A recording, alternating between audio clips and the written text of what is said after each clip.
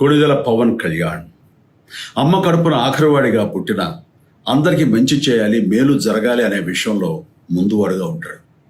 తన గురించి కంటే జనం గురించి ఎక్కువగా ఆలోచించే మనస్తత్వం నా తమ్ముడు కళ్యాణ్ బాబుది. ఎవరైనా అధికారంలోకి వచ్చాక ప్రజలకు ఏదైనా చేయాలనుకుంటారు.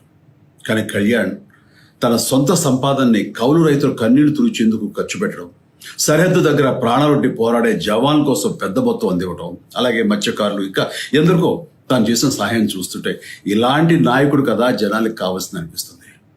ఒక రకంగా చెప్పాలంటే సినిమాలోకి తను బలవంతంగా వచ్చాడు, రాజకీయాల్లో మాత్రం ఇష్టంతోనే వచ్చాడు.